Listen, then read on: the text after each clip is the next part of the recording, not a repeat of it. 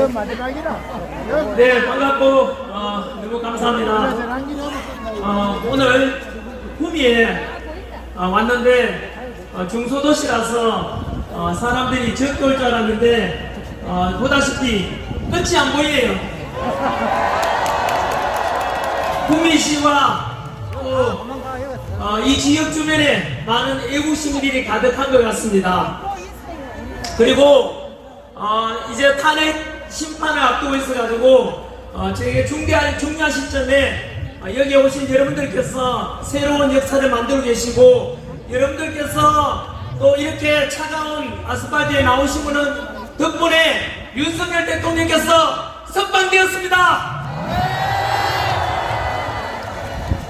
그리고 곧 있게 될 탄핵 소추 심판에 대해서도 오늘 여러분들의 이러한 응원과 그리고 이 대한민국, 우리 자유 대한민국을 지키기 위한 여러분의 열망 덕분에 반드시 탄핵 각하되거나 기각되어서 우리 윤석열 대통령의 국가 시스템 정상화시키고 진국복귀시키고 다시 자유 민주주의 대한민국이 살아날 것 같습니다.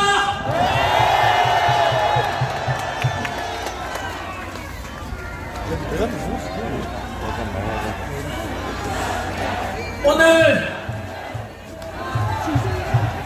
구미시에 오는 길에 여기 구미가 또 박정희 대통령의 생가가 있는 곳입니다. 그래서 오는 길에 옥천에 들러가지고 유경수 여사님 생가에 들러서 인사드리고 왔습니다. 그리고 이 근처에 있는 박정희 대통령님 생가에 들러서 역시 인사드리고 왔습니다. 다들 아시다시피 지금 우리 대한민국 세계 국력이 6위입니다. 군사력 5위, 그리고 제조업 강국 5위. 이렇게 된 것은 아무래도 우리 국민들의, 그리고 우리 할아버지 할머니 아버지 어머니 세대의 국가와 자식을 위해서 이렇게 헌신한 덕분 아니겠습니까? 그리고 지난 70여 년 동안 우리나라 전쟁 없이 이렇게 평화롭게 잘 살 수 있게 된 것, 바로 이승만 대통령이 6.25 전쟁 잘 막아내고 공산당을 막아내고, 그리고 한미상호 방위조약을 통해서 주한미군이 우리를 잘 지켜주고 우리 국군 여러분께서 지켜준 덕분 아니겠습니까? 성조기와 태극기를 흔드는 모습이 너무 아름답고 든든합니다. 이곳 구미에 왔으니까 박정희 대통령에 대해서 잠깐 한번 돌아보겠습니다. 박정희 대통령께서는 1960년대 우리나라에 그렇게 가난했던 대한민국, 북한보다 더 가난했습니다. 그런 속에서 경제개발 5개년 계획을 추진하셔서 어느 정도 잘 살게 되었느냐 하면 64년도에 우리나라 수출이 1억 불이었습니다. 그런데 13년 뒤 1977년에는 수출 100억 불이 되었습니다. 무려 재임 기간 동안에 수출이 100배가 늘었다는 뜻입니다. 뿐만 아니라 베트남 파병을 통해서 우리 한미 관계를 돈독히 하고 그 베트남 가서 공산당 막는다고 희생하신 우리 파병 장병 여러분 희생 덕분에 그렇게 해서 또 자유 대한민국을 지킬 수 있었고, 그리고 그때 벌어온 돈으로 박정희 대통령께서는 경부고속도로를 닦았고 포항제철 만들어서 우리나라 경제성장의 발판으로 삼았으니, 그때 베트남 파병 때 희생하신 또 헌신하신 그분들께도 감사함을 잊지 말아야 될 것입니다. 저희 장인어른께서도 베트남 파병 용사입니다.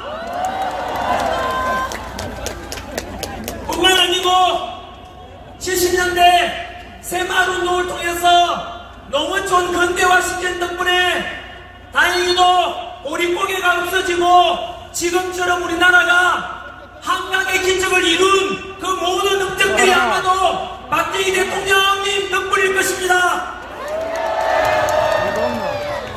이렇게 해서 우리 대한민국은 훌륭한 지도자와 그리고 단합한 우리 국민 덕분에 짧은 기간에 그리고 경제성장 이루어냈고, 우리가 2차 대전 뒤에 신생 독립국이 140개국 가까이 되는데 그 중에서 이렇게 성지 못된 나라는 대한민국이 유일합니다. 뿐만 아니고 이러한 경제성장과 산업화와 동시에 또 YS와 DJ와 같은 이런 민주화를 위해서 애쓰신 덕분에 대한민국은 영국이 200년 걸렸는데 우리나라는 불과 40년 만에 이러한 자유민주주의를 또 실현하게 되었습니다. 오늘 저는 역사 강사로서 지난 12월 3일 비상기업부터 100일 동안 있었던 일들에 대해서 시간적으로 한번 쭉 정리를 해보고자 합니다. 그래서 현장에 여기 오신 분들께서는 다들 보수 우파로서 자유민주주의를 수호하고자 하는 애국심이 너무나 강한 분들께서 오셨겠지만은 또 이 오늘 영상을 통해서 언론을 통해서 보도되는 그 방송을 통해서 또 우리와 반대편에 있다고 볼 수 있는 민주당을 지지하거나 또는 중도인 분들께서 오늘 제가 역사 강사로서 팩트에 근거해서 있는 그대로 지난 100일 동안 있었던 일에 대해서 말씀드리고자 합니다. 평가는 본인들이 해주십시오. 왜냐하면은 바로 이제 다음 주 정도가 헌법재판소의 탄핵 심판 앞두고 있기 때문에 지금까지 일단 100일 동안 한 번쯤 정리하면서 우리가 판단하는 데도 도움이 되지 않겠나 그런 생각을 해봅니다. 진보 보수를 떠나서 좌우를 떠나서 한번 들어보시기 바랍니다. 왜냐하면은 전화기리 마이크 들고 이렇게 해서 우리가 윤석열 대통령 탄핵 반대와 그리고 직무복귀를 원하는 것 이상으로 우리 주장 속에는 바로 자유민주주의를 수호하고자 하는 그런 아주 중요한 주장이 있다는 것을 말씀드리고 싶기 때문입니다.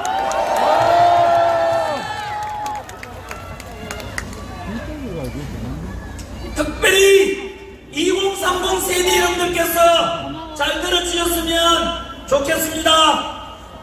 지난 100일 전에 12월 3일날 비상계엄이 선포되었습니다. 그 즉시 민주당에서는 비상계엄은 곧 내란이다 라고 부르면서 언론에서도 똑같이 지금까지도 윤석열 대통령에 대해서 비상계엄은 곧 내란이다 라고 내란 속에 내란 우두머리라고 하지만 과연 누구의 주장이 맞는지 한번 생각해 보시기 바랍니다. 여러분 다 아시다시피 비상계엄이라는 것은 대통령의 헌법 77조에 보장된 고유 권한입니다.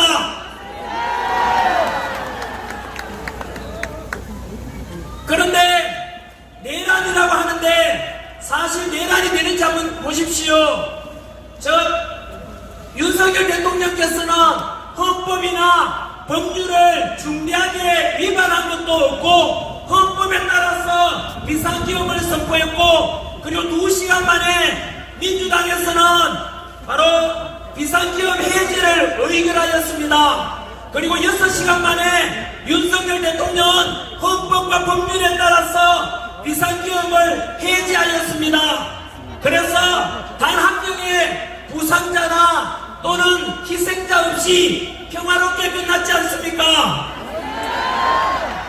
그래서 이것은 비상계엄이고 내란이 아니라는 것을 민주당은 처음부터 알고 있었습니다.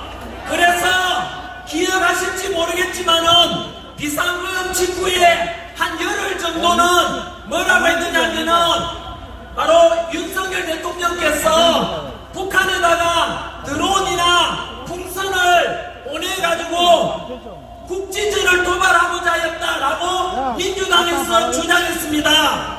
그것은 대통령은 원래 내란이나 외환의 범죄가 아니면 형사상 소출을 받지 않았기 때문에 외환죄를 덮어씌우려고 했던 것입니다. 그 외환이라는 것이 IMF 외환위기 이런 게 아니고요. 외부에서 한국으로 침략을 유도해서 환란을 일으키고자 한다는 뜻입니다.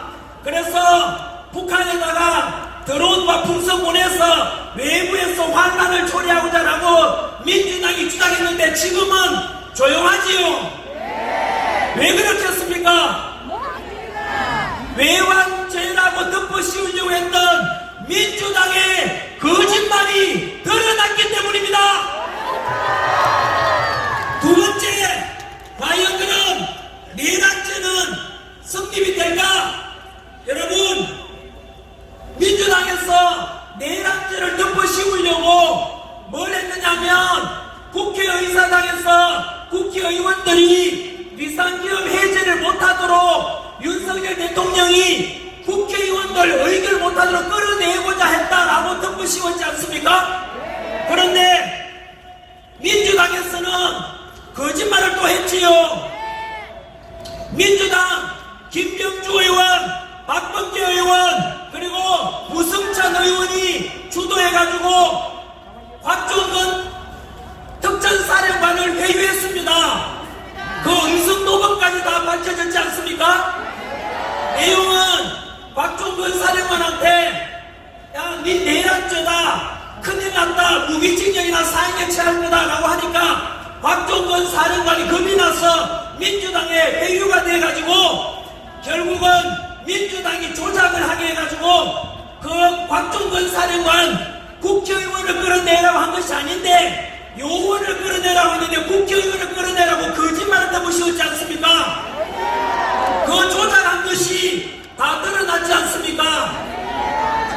그리고 윤석열 대통령이 체포 명단을 이렇게 메모하라 했다고 해서 국정원 차장 홍장원에게 명령했다 하는데 그 홍장원 역시 거짓말 메모 아닙니까? 그 거짓말도 마찬가지로 국회의원 민주당의 박선원 의원이라고 역시 메모를 조작한 것조차도 드러났습니다. 여러분, 결국에는 윤석열 대통령한테 대해서 내란죄를 덮어씌우려고 하다가 조작을 한 것이 거꾸로 이제 다 드러났다는 것입니다. 혹시나 이 중에서 숨어서 듣고 계시는 민주당 지지하시는 분들께 한번 판단해 보십시오. 금방 말씀드린 대로 윤석열 대통령을 내란 외환죄로 덮어씌우려고 하다가 외환죄로 덮어씌우려고 했던 것도 거짓말로 드러났고 내란죄 덮어씌우려고 했던 것도 역시 또 민주당에서 조작하고 회의에서 거짓 증언하겠다는 것이 또 드러났습니다.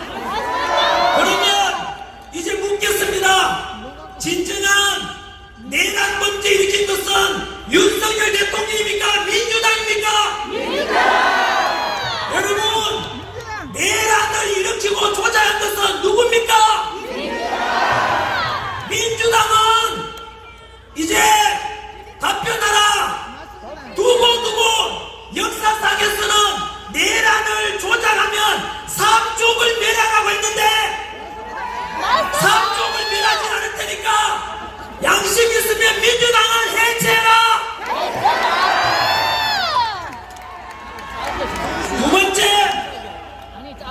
오늘도 어떤 방송사에 보니까 윤석열 대통령에 대해서 탄핵을 석방시키는 건 옳지 않다, 왜 내란 수계를 석방시키느냐 하던데, 여러분 혹시나 이 중에서 초등학생 정도 지적인 수준만 되면 판단할 거라고 봅니다.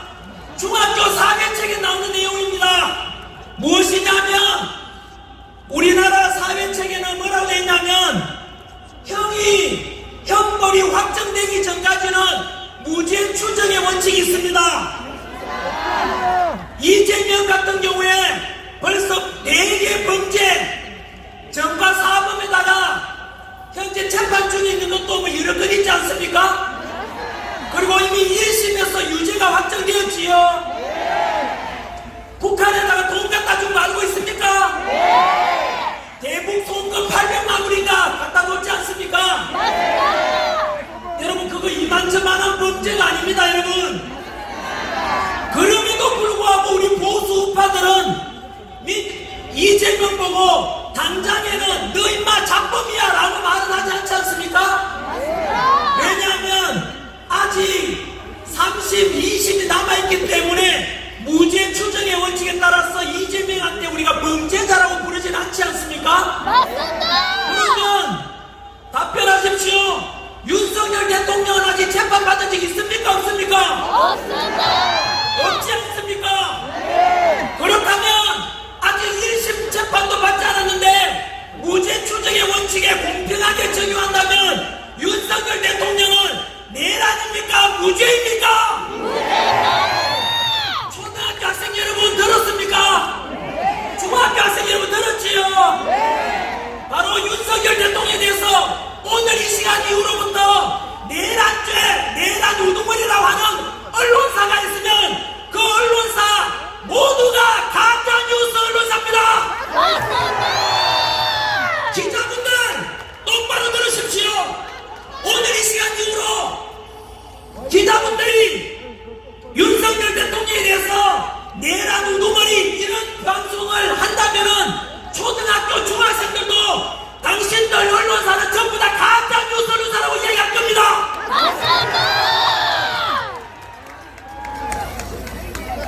세 번째, 내란죄도 그래서 부르면 안 되고 내란은 윤석열 대통령 이름이 아니고 민주당이 조작을 했는 조선시대로 따진다면 3종을 멸할 만큼 민주당은 지금 엄청난 범죄를 저지른 겁니다.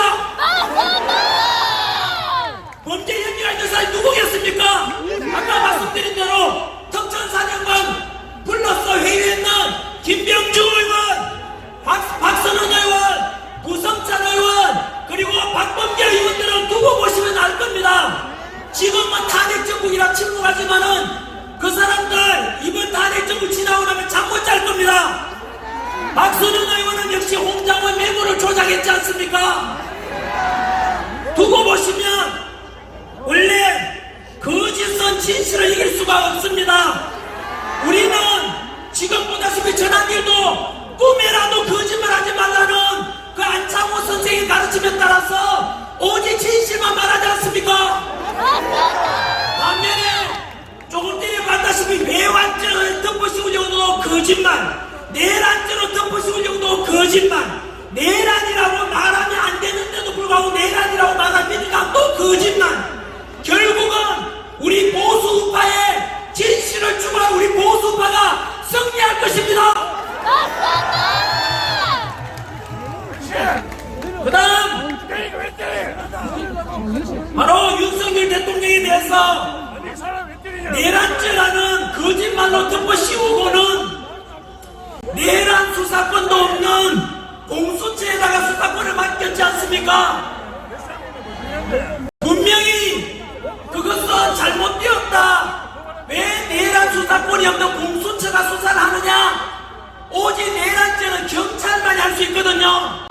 그런데 왜 공수처가 수사를 자꾸 하지? 알고 보니 그 공수처는 오동훈 공수처장이 다 드러났지 않습니까? 민주당의 끈한불 우리법 연구회 후신 국제임금 연구회 소속이었고, 그리고 체포영장 발부해준 서부지법의 이순영 판사, 신한미 판사 모두가 오동훈하고 똑같은 우리법 연구회나 국제임금 연구회 소속이었습니다. 그리고 그 내란 수사권이 없는 공수처 수사하는 잘못이 최근 서울중앙지법 쥐기현 판사에서 공수처 수사가 내란죄에 대해 수사권이 없는 것은, 수사권이 없는데 수사한 것은 잘못되었다고 법적으로 명령을 내리지 않습니까? 그래서 결국에는 수사권도 없는 우체성죄로 수사를 했고 또 체포 과정에서 불법적으로 체포를 했고 그리고 영장도 불법으로 발부받았기 때문에 모든 것이 불법이었다는 것이 드러나서 지금 오동훈 공수처장은 검찰로부터 고발이 되어서 이제 수사를 받게 되었습니다, 여러분. 결국에는 또 거짓이 드러난 것입니다, 여러분. 사실은 대통령에 대해서 이 정도만 되어도 불법 체포에다가 불법 구속에다가 이 정도만 되어도 미국 같으면 벌써 윤석열 대통령 무죄로 석방되고 벌써 이 사건이 끝났어야 돼요. 그런데 지금 여기까지 왜 왔는지 아십니까? 바로 옳지 못한 것에 대해서 침묵했던 사람들, 민주당이 거짓으로 덮으시오는데 거기에 동조했던 언론들의 선동 때문이고 오직 이재명 대통령 만들기에 혈안이 되어 있는 그 민주당 안에 민주는 하나도 없고 밀어붙이기식 불공정과 상식을 다 무너지게 그 민주당 때문에 저기까지 오게 된 것입니다. 이제 민주당의 거짓말이 계속 드러나고 있습니다. 네 번째, 여러분 구속영장 신청하는 날 기억나십니까? 그날 밤에 서부지법 앞에 있던 애국 청년들 일부는 그 감정은 분을 참지 못해서 서부지법에 난입해서 많은 분들이 구속되는 안타까운 일도 있었습니다. 그런데 여러분, 왜 그렇게 그 청년들이 그럴 수밖에 없었는가? 결코 제가 폭력 행위를 편들거나 폭력을 조장하거나 그런 의도가 아니라 원인은 알고 있어야 되지 않습니까? 판단은 열글지에 계시는 중학생, 초등학생까지도 알 수 있는 팩트를 말씀드리겠습니다. 아시다시피 이재명은 전과자 아닙니까? 현재 여러 개 범죄 혐의로 수사를 받고 있는데 야당 대표라는 이유로 불구속 수사를 받고 있지 않습니까? 그런데 윤석열 대통령께서는 바로 오직 단 한 줄 이유, 증거인멸 우려가 있다는 이유로 윤석열 대통령에 대해서는 바로 그 차은경 서부지법 판사, 역시 우리법 연구입니다. 현장대 검판사는 윤석열 대통령에 대해서는 구속영장을 청구했지 않습니까? 구속수사를 해서 하라고 해서 결국 구속시켰지 않습니까? 한 번 더 요약해드리겠습니다. 이재명은 불구속 수사하고 윤석열 대통령만은 구속 수사하는 것이 과연 올바른 판결 맞습니까? 그러니까 민주당 친찬신 분들 답변해 보십시오. 이게 과연 공정과 상식입니까? 2030 세대 여러분 중에서 민주당 친찬하는 청년들 답변해 보라고. 이게 과연 공정한 거냐고. 그 다음 윤석열 대통령께서 비상계엄을 선포한 이유 중에 하나가 선관위의 문제를 지적했습니다. 여러분 뉴스에 보셔서 알겠지만 선관위, 과연 여러분들도 선관위를 지금 신뢰할 수 있습니까? 지난주에 발표한 감사원의 감사 결과 무려 비리 부정이 878건이 발견되었습니다. 여러분, 878건이라는 어마어마한 이런 비리와 부정이 있다는 것입니다. 그럼에도 불구하고 헌법재판소에서는 또 선관위에서 뭐라고 했는지 아시죠? 원래 선관위는 가족회사다. 그래서 친인척 채용은 당연하다라고 했습니다. 2030 세대 여러분, 이게 당연한 거 맞습니까? 선관위가 어떻게 가족회사입니까? 그것도 분명히 대한민국 공무원들이 근무하고 국가에서 만든 우리 공무원들이 근무하는 기관이지 않습니까? 우리 국민들이 세금 내서 운영하는데 어떻게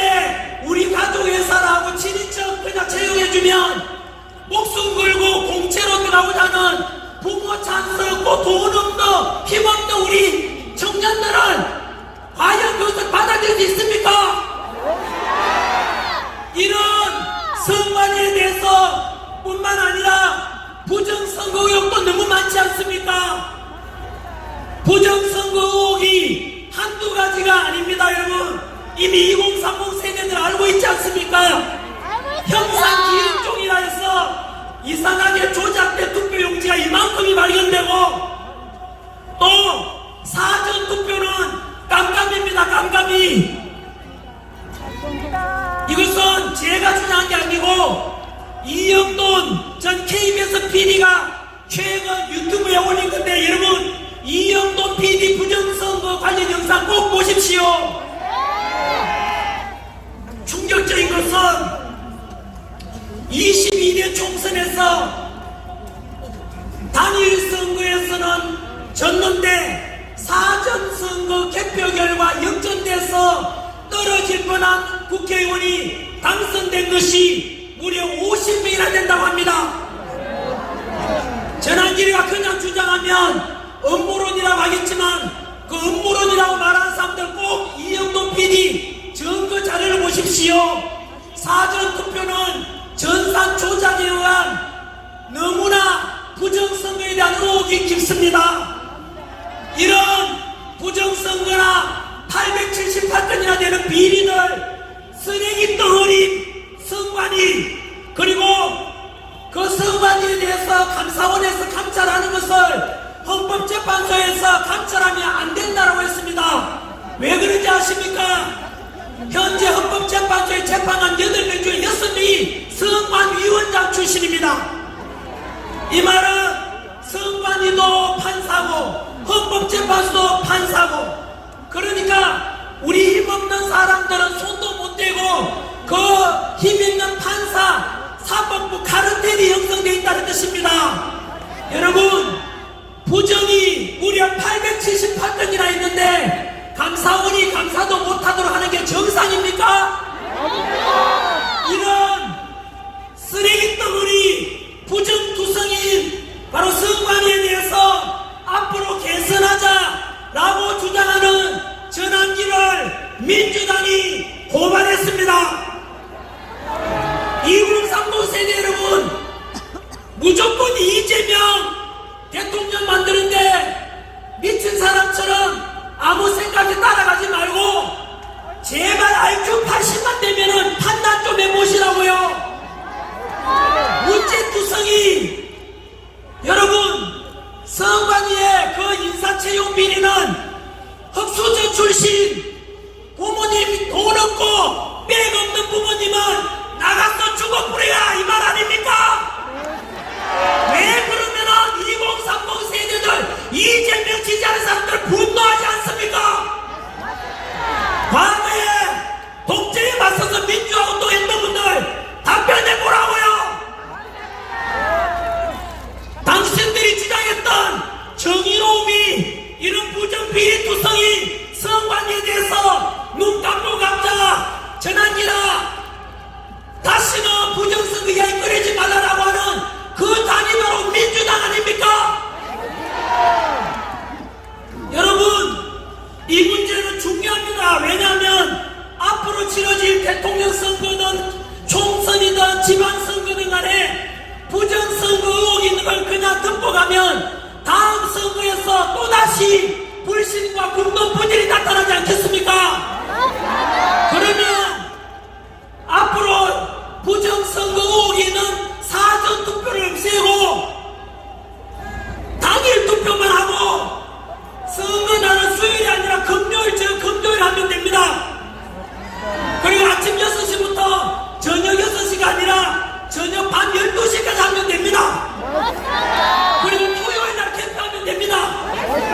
그렇게 해서 우리나라도 대만처럼 투표함 이동 없이 그 자리에서 투표하고 참관이 모르는 데서 그 자리에서 개표하고 그 자리에서 집계까지 다 하는 완전한 수개표, 수작업, 해킹 위험이 없는 이런 전사를 하지 말고 대만식, 독일식 그런 투표를 하는 것이 올바르지 않겠습니까? 이런 주장은 여당이든 야당이든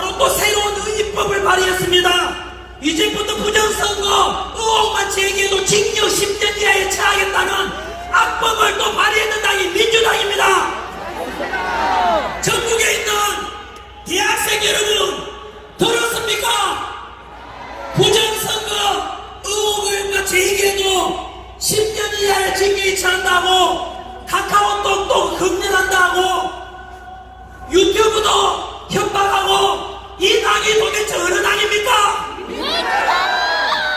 이런데도 이를 불리하고 부정 저지르는 민주당에 대해서 침묵한다면 당신도 암묵적인 불리한 사람이고 불법에 동조하는 영혼이 없는 자유민주주의를 반살하고자 하는 공범자가 될 것입니다.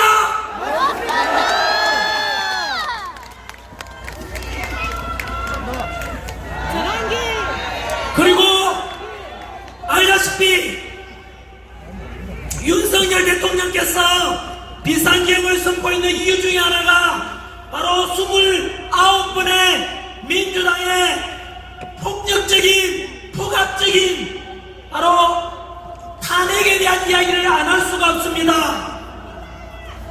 여러분 29번의 탄핵이 있었지 않습니까?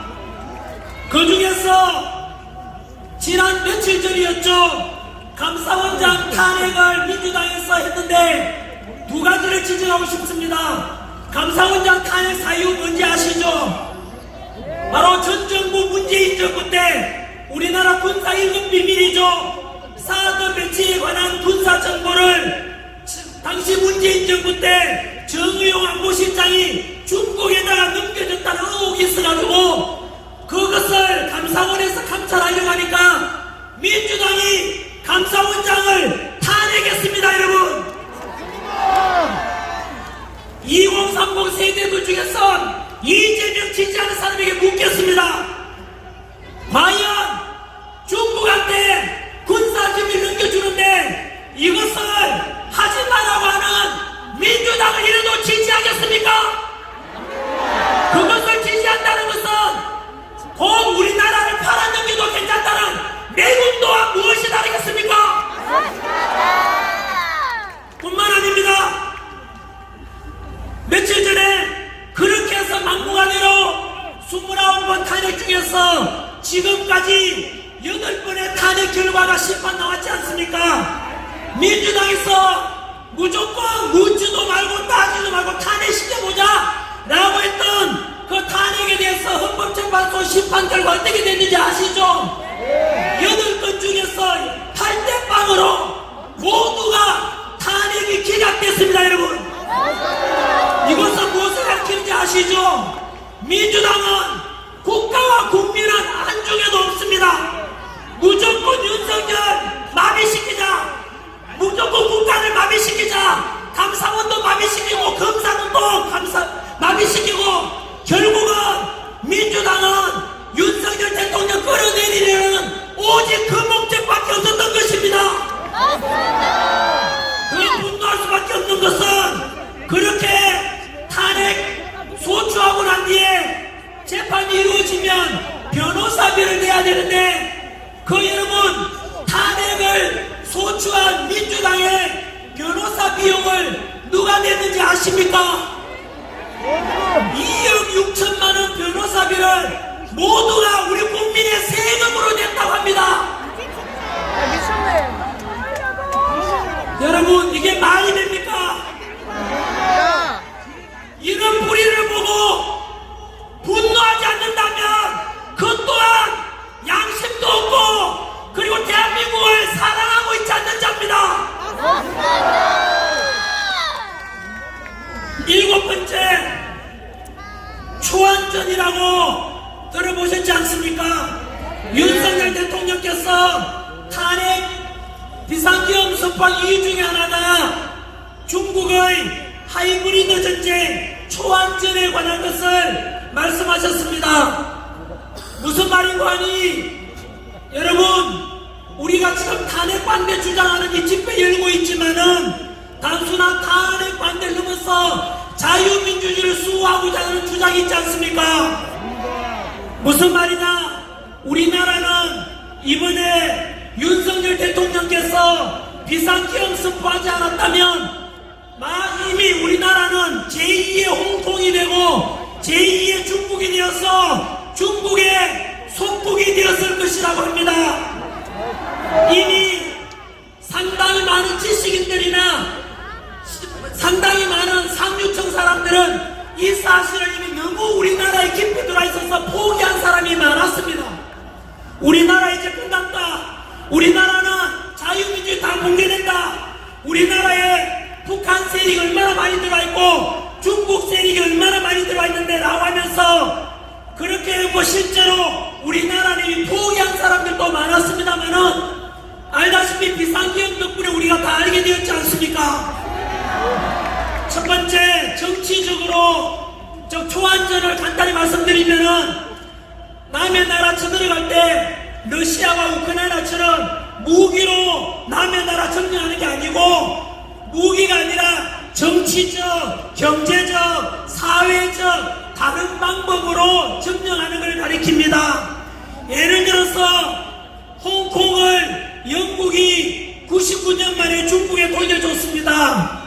그런데 이미 홍콩 가보십시오. 우리가 알고 있던 무역의 도시 홍콩, 금융의 도시 홍콩, 그리고 쇼핑의 도시 홍콩이 아니라 이미 홍콩의 밤거리로 어두워지고 이미 중국의 속국이 되어버렸습니다.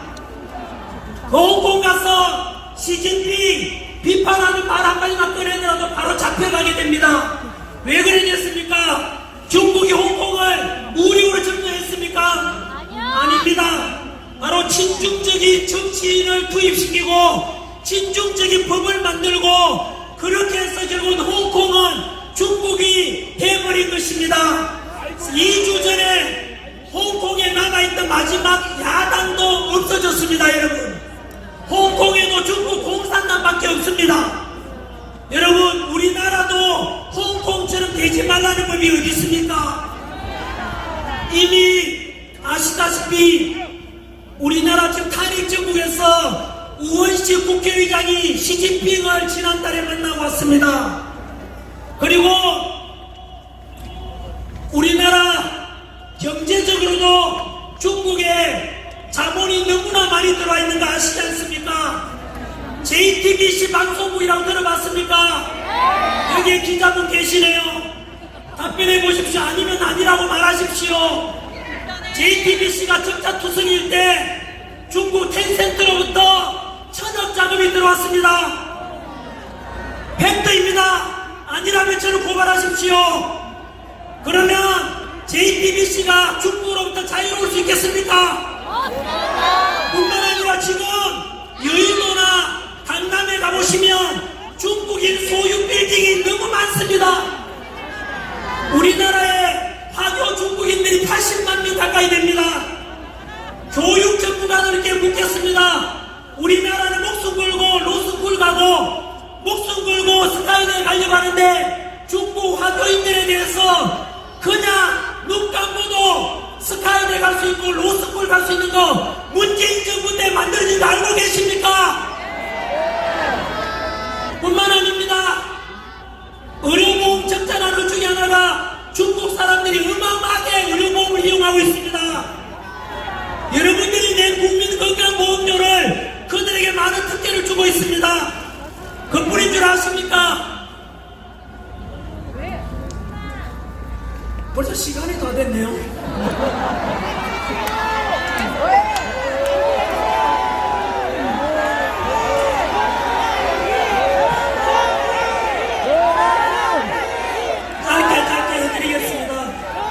지금 현재 드리고 있는 말씀은 바로 중국이 우리 한반도 사우스 코리아를 중국이 점점 야금야금 먹어가고 있다는 근거를 대고 있습니다.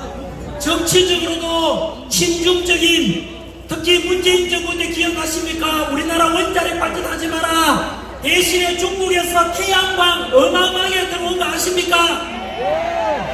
원자력 하게 되면은 플루토늄 추출해서 핵무기 만들 수 있는 가능성을 중국이 아예 없애도록 했다는 그런 이야기도 있습니다. 여러분, 그뿐만이 아닙니다. 우리나라 지금 인터넷 가서 댓글 중에서 중국인 댓글이 너무너무 많은 거 알고 계십니까? 여러분, 중국에서는 그건 하버드 대학 연구 결과입니다. 하버드 대학 연구 결과 중국에는 바로 적게는 수백만 명, 많게는 4천만 우마오당이라 불리는 댓글 부대가 있습니다, 여러분.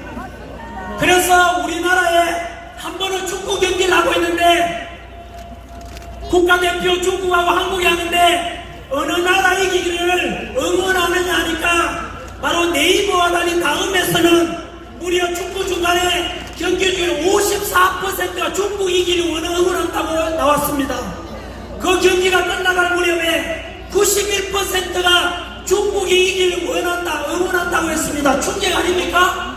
그런데 네이버에서는 94%가 한국 이기를 원한다 했습니다. 그게 정상 아닌가요? 어떻게 우리나라 다음이나 네이버에서 한국하고 중국 축구 경기하는데 중국 응원하는 비율이 90% 넘을 수가 있습니까? 조사해보니까 그 중국을 응원한다는 서버에 바로 그곳이 네덜란드에 있는 거였습니다. 네덜란드 사람들이 중국을 응원할 리 없지 않습니까? 결국은 중국의 댓글 부대 서버를 네덜란드에 두고 우리나라의 여론을 조작하고 있는 것입니다. 오늘 당장 뉴스에 전환길 뉴스 검색해 보십시오. 댓글에 전환길, 망한길, 전두길, 전삼길 망해라 그것밖에 없습니다. 여러분, 윤석열 대통령 지지율 50% 넘었고 실질적으로 보수 우파가 60% 이상 되는데 어떻게 전환길 뉴스가 나오면은 전부 욕밖에 없습니까? 그것은 저는 중국 영향이 크다고 생각합니다. 그러면 저는 윤석열 대통령께서 직무 복귀하시면 제일 먼저 해야 될 저는 국가 시스템 정상화 중에 하나가 최소한 인터넷에서 댓글 달 때 국적을 표의하기는 하도록 하는 것을 저는 제안합니다. 그래서 최소한 댓글 다는 사람 앞에다가 한국 국적이면 태극기, 중국 국적이면 오성기 표시해서 실명제로 하면 되지 않겠습니까? 꼭 해야 된다고 생각합니다. 그러면은 중국이 이미 우리나라의 사회적으로 여론이나 여론 조작에 개입하고 있다는 것 아닙니까? 그것을 막아야 되지 않겠습니까? 그뿐만이 아닙니다. 2달 전에 서울 광화문 옆에 탄핵 찬성 집회 쪽에서 많이 있었지 않습니까? 탄핵 찬성하는 집회에 중국인들이 너무 많다고 합니다. 여러분, 저는 안 믿었습니다. 그런데 알고 보니까 탄핵 찬성하는, 쉽게 말하면 이재명 편드는 사람 중에는 중국인들이 넘쳐났다는 것입니다. 여러분, 안 믿으시겠다면 2030 여러분, 민주당 지지하시는 분들 듣고 계십니까? 검색해 보십시오. 주한 중국 대사관에서 공식적으로 중국인들은 탄핵 찬성하는 쪽에 집회에 가지 말아라고 공식적으로 발표했습니다. 그 말은 중국인들이 얼마나 이재명 지지하고 민주당 지지하고 탄핵 찬성하는 집회에 많이 참석했다는 증거 아니겠습니까? 그렇다면 앞으로 탄핵 찬성하는 쪽에서는 중국 오성기 흔들고 북한 인공기 흔들어라! 우리 자유민주주의를 수호하고자 보수 우파들은 태극기와 성종이 흔듭시다. 여러분 스스로 선택하십시오. 여러분들은 중국 오성기와 그리고 친북적인 민주당이 좋아하는 북한 인공기와 중국 오성기를 두고 흔들지 자랑스러운 태극기와 성종을 흔들지 여러분 스스로 선택하십시오. 저런길 민주당이 그렇게 북한하고 친하다는 거, 중국하고 친하다는 거 증명해봐라. 네, 공개된 것만 말씀드리겠습니다. 지금까지 여러분 기억나십니까? 세월호 사건 때 촛불 시위 너무 심해서 결국은 탄핵이 인용되고 박근혜 대통령은 파면됐지 않습니까? 그때 탄핵 심판에 참여했던 헌법재판관이 비공개로 이런 말 했지요. 실제로는 탄핵감이 안 되는데 촛불 시위가 너무 심해서 이것을 반대한다는 촛불에 타 죽을 것 같아가지고 탄핵 인용했다고 말을 했습니다. 여러분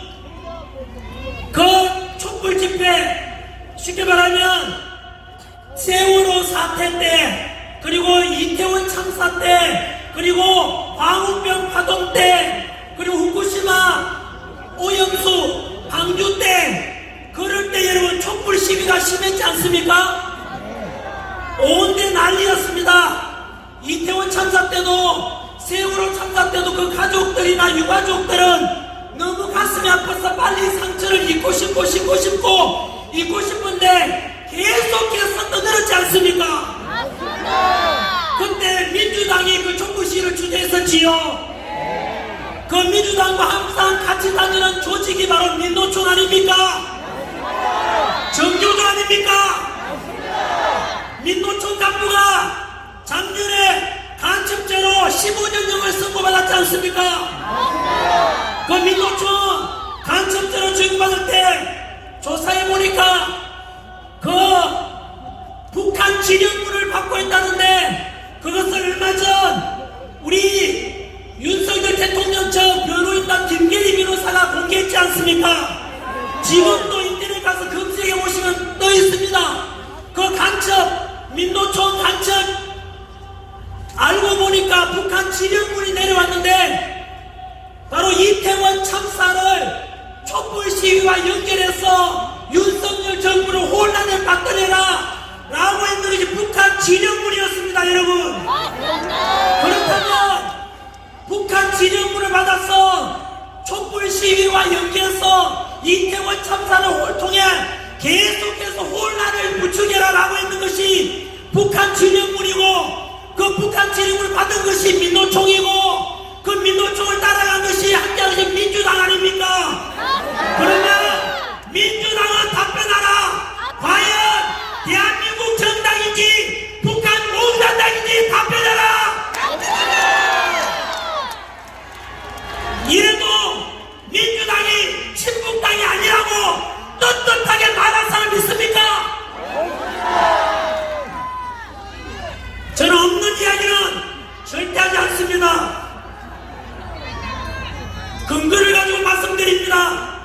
언제나. 하지만 언론에서는 역시 오늘 우리 집회도 이렇게 많은 사람 꽉 찼지 참 돌아보십시오. 여러분, 전이 끝이 안 보입니다.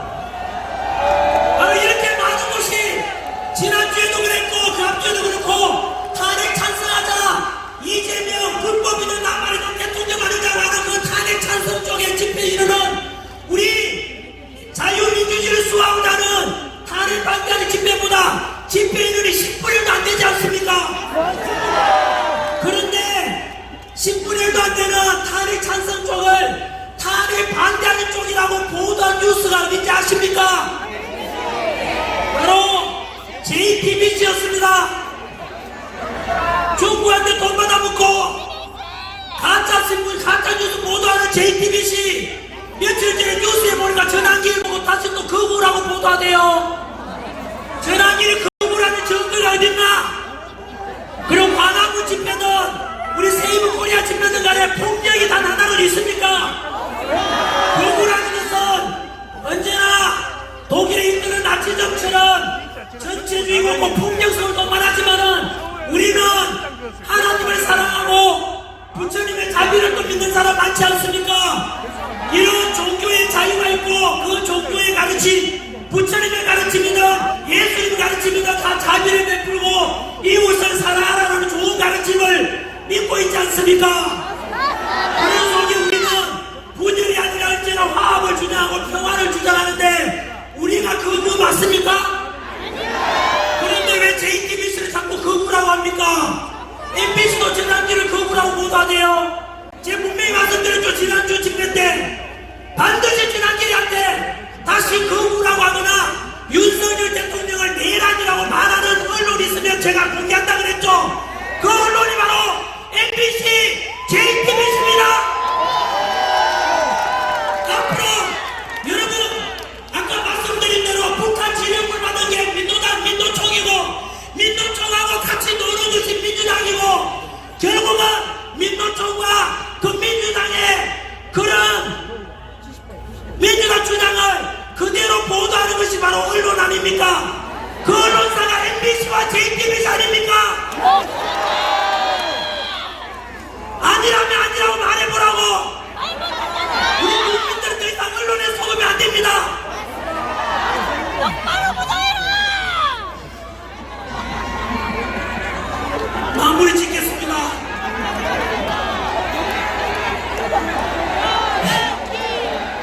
윤석열 대통령 진짜 전한 일은 아무도 아닙니다. 여러분들하고 진정으로 지난주에 윤석열 대통령께 제가 구치소 앞에 가서 석방 편지를 보냈을 때 그때도 그랬고 또 이렇게 해서 윤 대통령께서 석방된 뒤에 연락이 왔습니다. 뭐라고 하시지 않습니까? 윤석열 대통령께서는 바로 여기 거리에 나와서 지난 겨울부터 차가운 이 가슴발도 위에서 윤석열 대통령 석방하라, 자유민주 수호하자라는 그 국민들 2030 세대 물구나 그리고 미래 세대들 덕분에 윤석열 대통령이 살아났다고 하면서 감사하다고 전해달라고 했습니다. 여러분, 바로 여러분들이 애국자고 여러분들이 새로운 역사를 만들어내고 있고 여러분들이 윤석열 대통령 살려내고 여러분들이 바로 자유민주주의 수호하시는 주인공입니다.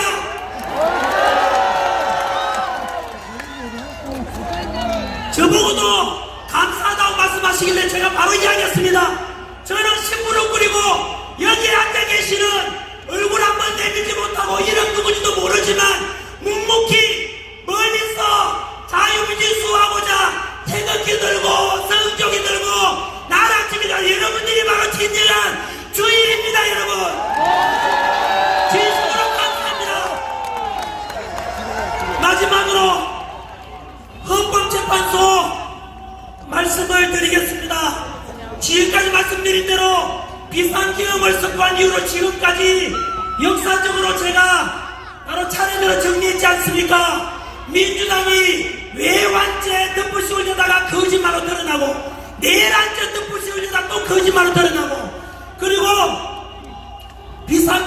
선관위에 많은 문제가 있다고 하지만 윤석열 대통령 문제가 있다고 했는데 민주당은 덮고가 나지 않습니까?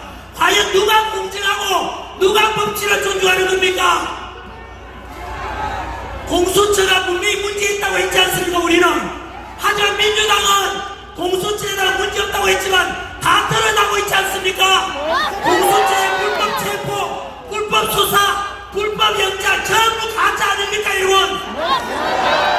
이런 것들 제발 우리 그나마 희망이 있다고 생각되는 KBS, SBS라도 제발 좀 보도 좀 해주십시오. 다음 집회 때 여러분처럼 저에 대해서 신뢰를 가진다면 목숨 걸고 여러분들 앞에 저는 진실을 밝혀나갈 것입니다. 어느 언론사가 왜곡하고 어느 언론사가 가짜뉴스 보도하는지를 제가 낱낱이 보도해 말씀드려서 그 언론사들은 모두가 국민들로부터 등 돌리고 중국 가서 만들고 하든지 북한 가서 하든지 하라고 제가 싸우겠습니다. 뿐만 아니죠. 우리는 자유민주주의를 좋아하지만은 민주당은 카카오톡 검열하고 그리고 여론조사기가 협박하고 여러분 지금 여론조사 기간에 지금 그게 실제로 통계자료 있습니까 그거? 실제로는 윤석열 대통령에 대한 지지율은 50%대가 아니라 60, 70%대 있습니다 여러분. 그런데 TV만 틀면 윤석열의 목소리가 안 나오고 이재명 지지율 올라갔다 이재명 지지율 올라갔다 그것만 보도하지 않습니까? 그러니까 국민들이 언론에 속고 있고 여론조사 그것도 전부 다 가짜일 가능성이 큽니다. 제 친구 서정욱 변호사의 말에 의하면 나름대로 유명한 한국갤럽 리얼미터 그쪽도 역시 좌파라고 해가지고 이재명이 2달 전에 기억나십니까? 여론조사 기관에서 나오는데 자꾸 이재명 지지율이 떨어져 민주당 지지율이 떨어지니까 여론조사 기관에다 협박했는 거 알고 계십니까? 그래서 여론조사 기관의 대표가 말했습니다. 우리는 사기업으로서 힘 있는 사람이 저렇게 협박하면은 앞으로 영업하기 힘들어서 너무나 두렵다라고 말했습니다 여러분. 2030 세대 여러분 그리고 스스로 민주당을 지지한다는 사람 여러분께 묻겠습니다. 국민들을 대상으로 카카오톡 검열하고 여론조사에 협박하고 그리고 민주당 조금만 비판하면 그런 유튜브에서만 문 닫으라 그러고 여러분 고발하고 전화기도 2번 고발당했지 않습니까? 과연 2030 세대 중에 민주당 지지하신 분들 그리고 민주화를 좋아했던 분들께 답변해 보십시오. 과연 이런 카카오톡 검열하고 협박하고 표현의 자유를 말살하는 민주당의 모습이 과연 여러분들이 지지하는 당 맞습니까? 아닙니다. 지금까지 제가 말씀드린 중에 거짓말이 어디 있습니까? 없습니다. 오직 저는 성경을 가지고 있습니다. 하나님을 믿고 사랑하며 진실만을 제가 말씀드리겠다고 언제나 꿈이라도 거짓말하지 말자. 이게 제 살아온 신조입니다. 제가 거짓말해서 얻을 게 뭐 있습니까? 저는 사랑하는 제가 가르쳤던 제자들 2030 세대들에게 또 자라나는 10대들에게 올바른 역사 가르치고 진실을 알려줘야 되겠다. 그래서 언론에서 나오는 것은 가공되고 여론조사에 나오는 것은 협박에서 나온 거니까 저는 진실 알려주겠다는 게 제 신념 아닙니까? 진짜 끝으로 마이크 끄겠다고 하니까 약간 민주당 모습이 보입니다. 아닙니다. 죄송합니다. 뒤에 제가 약속을 이긴 겁니다. 왜냐하면 언론사 인터뷰도 있고 제가 서울 올라가는 또 기차도 타야 되고 오늘 또 헌법재판소 앞에 아침에도 다녀왔거든요. 아침에 가서도 밤새워서 1시간은 탄핵 반대하는 분들 응원 갖고 오늘 저녁에도 또 다시 서울 가서 헌법재판소 앞에 가서 또 그분들 응원하러 가야 됩니다.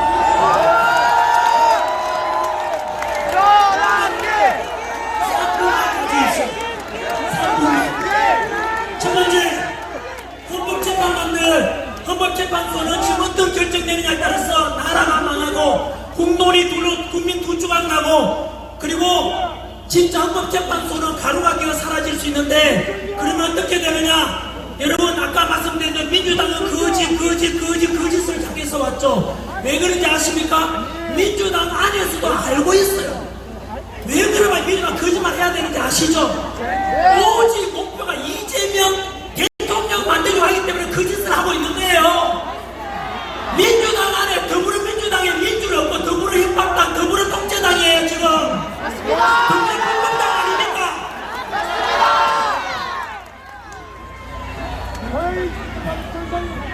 그래서 마지막에 심판이 헌법재판소 이제 다음 주로 예상되는 결과를 기다리고 있는 중입니다.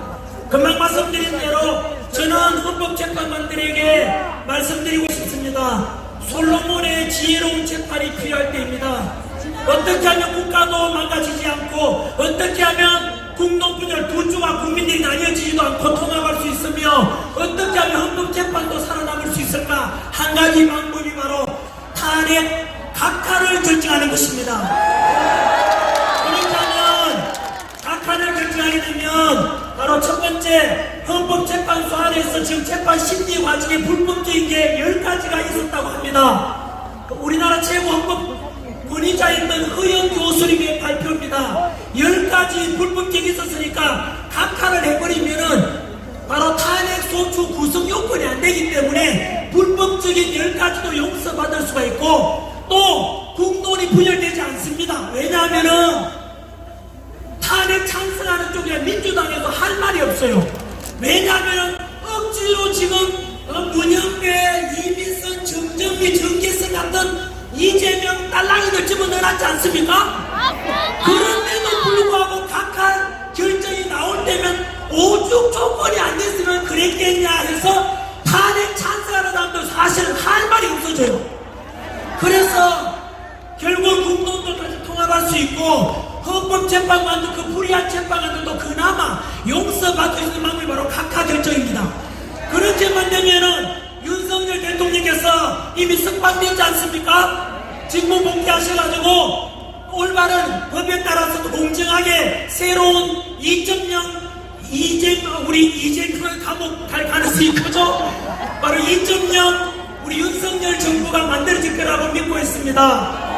그래서 우리 오늘 헌법 헌법재판소의 심판 앞두고 오늘이 마지막 이제 이런 집회 같은 느낌이 들어서 제가 지금까지 100일 동안 있었던 일에 대해서 한번 정리를 해드렸습니다.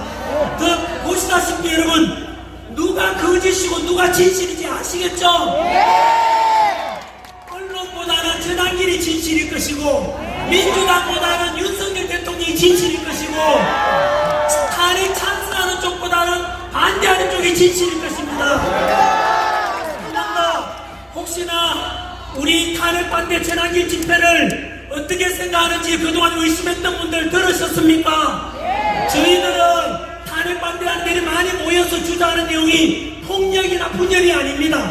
통합과 화합을 원하고 있고 평화를 원하고 있습니다. 그리고 친중적이 되어서 제2의 홍콩이 되는 걸 막고 더욱더 자유민주주의가 확고해지고, 그래서 우리 2030 세대들, 미래 세대들, 우리 아들, 딸, 손자, 손녀들이 살아가는 이 대한민국은 바로 자유가 넘치고 자유가 가득하고 마음껏 자유함을 누릴 수 있는 그런 대한민국을 물려주고 싶어서 이렇게 주장하고 있지 않습니까?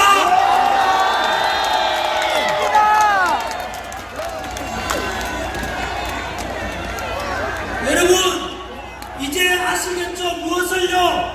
윤석열 대통령께서 처음에 비상계엄을 선포했을 때는 저는 죄송합니다만 미친 짓이라 했지만은 그 뒤로 개몽이 되었고, 먼저 개몽된 게 광화문에 있는 집회하는 분들과 2030 세대고 제가 개몽되었고, 그 뒤로 혹시나 개몽된 분들은 보시다시피 비상계엄이 아니었으면 선관위 얘기가 썩었는지, 헌법재판소에 문제가 많은지, 그리고 공수처가 이렇게 문제가 많은지, 그리고 민주당이 저렇게 폐악질을 많이 했는지 몰랐지 않습니까? 그래서 비상계엄이 곧 계몽령이고 비상계엄이 없었다면 대한민국을 끝날 뻔했습니다.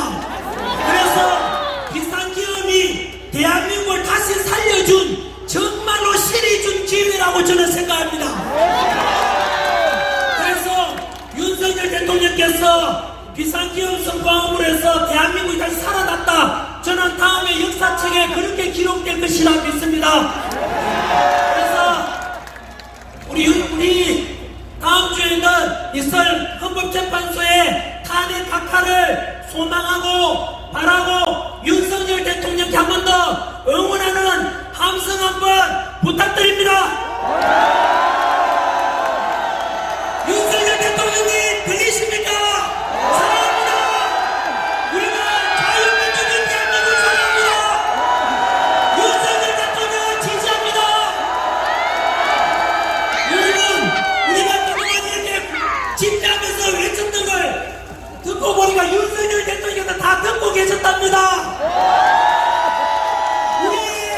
우리가 말씀드렸지 않습니까? 이 집회와 우리의 주장이 역사를 바꿔야 될 것이고 결국 여러분들 주인공이 될 것이라는 것이 사실이 있었습니다. 여러분,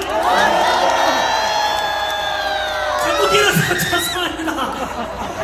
진짜 너무 여러분들 자랑스럽고, 저도 다음 주에 반드시 각하 헌법재판소의 심판은 각하가 될 것이라고, 그 모든 것은 여러분들 덕분이라고 저는 생각하고, 또 그 질서에서 꿋꿋하게 전혀 흔들림 없이 바로 우리를 믿고 지켜 기다려주신 윤석열 대통령 덕분이라고 저는 생각합니다.